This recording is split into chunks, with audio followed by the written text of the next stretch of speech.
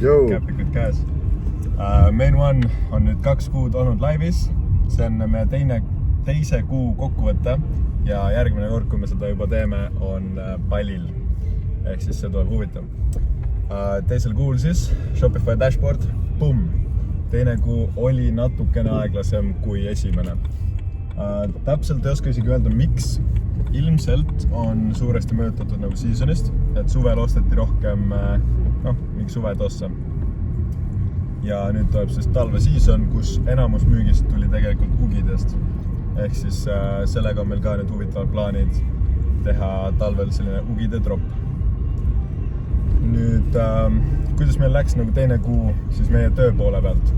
Ma ütleks, et natuke keeruline, sest pool tiimi või nagu üks meie back-end developer siis oli Portugalis, ehk siis päris raske oli nagu pidada suhtlust ja selle tõttu siis nagu paar asja veidi aeglustasid, aga üleüldse saime paar asja katsetada, mis me plaanisime. Nüüd esimese kuu miitingus me olid päris suured nagu plaanid või taskid, mis me oleme kirja pannud, näiteks et tõsta trust inimeste seas, seda me tegime, me saime endale kontoriruumi, me filmisime seal nagu toodetega videoid, näitasime ka sneaker tag'e ja seletasime ära nagu kuidas spottada fake'e. Mis meil veel ülesanded olid? Meil oli trust, kas meil oli tooted ja meil oli mingi süsteemide poole pealt siis e-mailid. E-mailid on põhimõtteliselt paigas. Kuigi ikkagi suht algelised, meil vähemalt on midagi. Ehk siis meil on olemas nüüd welcome flow. Kui sa tuled veebilehele, tuleb sulle pop-up, mis pakub sulle praegu mystery gift. Ja siis kui sa annad oma meili, siis sa saad sellise 5 või 6 meili sequence'i, mille eesmärk on siis sind tuua tagasi veebilehele ja pakkuda sulle siis vist oli mingi lisasoodukas, et siis lõpuks viia see müügini. Siiani minu arust üks tulemus on sellest tulnud, nii palju kui meie need analüütikad näitavad seda infot.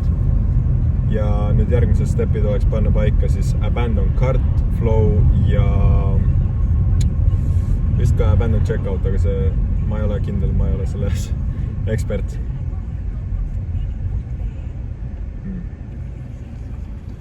Mis sa tahaks öelda?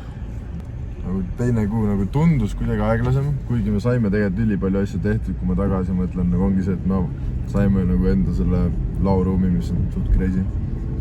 Et nagu, kui ma tagasi mõtlen, siis tegelikult saime asju tehtud väga palju, aga lihtsalt kui nagu koha peal kogu aeg olin, siis oli siuke tunne, et nagu kuidagi asjad ei liigu nii palju, kui liikusid enne.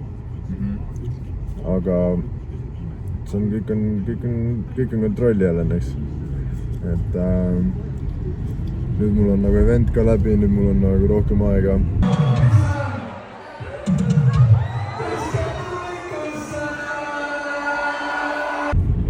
Ei pea, nüüd saab nagu keskenduda ainult selle peale, ei pea mõtlema mingite teiste asjade peale, aga ma praegult on see, et me peame veits mõtlema enda reisi peale, kuhu edasi lennata, kuhu majutust võtta, viisad ja nii edasi, siuksed asjad. Ehk siis see võtab ka veits aega nagu ära, sest et sa pead suht palju nagu researchi tegema selle kohta. Aga jah. Ilmselt oligi see, et esimese kuuga oli see nagu kiirendus võimsam. Me nagu tundsime rohkem, kuidas asjad muutuvad. Ja nüüd, kui teine kuu me olime ikka seal nagu samal tasemel, kuhu me jõudsime, aga seda kiirendust ei olnud nii palju, siis me nagu tundunud, et asjad on nagu ägedad või palju muutub. Kuigi ikkagi me oleme nagu heas punktis sotsiaalmeediaga, müügis ka me teeme arendusi, ehk siis tegelikult nagu me oleme heas kohas igatahes. Ja kes veel ei tea, me käisime ka podcastis Tristaniga just paar päeva tagasi. Seal rääkisime veel natuke enda sellisest loost ja ka natuke Main One'i tulevikust. Nüüd järgmine selline arendus, mis on plaanis juba see reede, meil tuleb Air Force'ide drop. See on paar head halba asja, näiteks üks asi on see, et Air Force'id ei ole nagu seasonal, et nüüd hakkab talv, et huvitav, kui palju on huvi Air Force'ide vastu. Aga mis poolest on väga hea, on see, et me tekitame inimestele põhjuse osta kindlal hetkel siis teiseks meil on nagu hea deal, see on Eesti või isegi Baltikumi parim hind ja lisaks nad saavad nagu väikse boonuse, kingituse ja meil on kiire shipping, sest meil on kõik tooted nagu laos koha peal olemas. Et vaatame, kas need asjad tekitavad inimestele piisavalt nagu põhjust tellida. Ja kui me avastame, et selline droppide süsteem toimib, siis me saame nagu seda sama mudelit korrata ja jätkata. Eriti nüüd talvesiisonil näiteks teha sama asja ugidega, mis on meil ka juba muide tellitud suur ports. Ehk siis, kui see drop läheb hästi, me saame väga nii-öelda võimsa viisi, kuidas käivet hakata tõstma ja ei tea, kuidas kasumid nendega on. Kasum on ka vist millega? Droppidega üleüldse nagu droppidega. Ja margin on parem kindlasti. Ja, sest tooted on koha peal. Ja.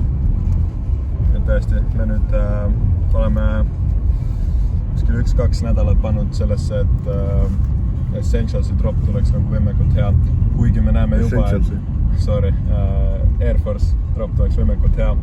Kuigi me näeme juba nagu paari asja, mida saaks veel paremini teha, oleks saanud veel parem nagu ma ei tea, alustada, rohkem haipi tõmmata. Aga eks me õpime jooksvalt. Ainus miinus nagu selle dropi süsteemi juures on see, et sa pead suht palju kapitali sisse panema. Okei. Aga teeme siis sellise pulli ka, et kui teil on küsimusi, ma ei tea, Main1 kohta, ettevõtluse kohta, võib-olla meie mingi journey story, kes veel ei tea, Tristan on ka meie Main1 founder, siis droppige need kommentitesse. Ma võin kas kommentaariumis vastata või siis järgmises videos või teha eraldi video selle kohta. Ja see oli siis Main1 teise kuu kokkuvõte ja järgmine kuu kokkuvõte tuleb juba pallilt. See you then. Ciao.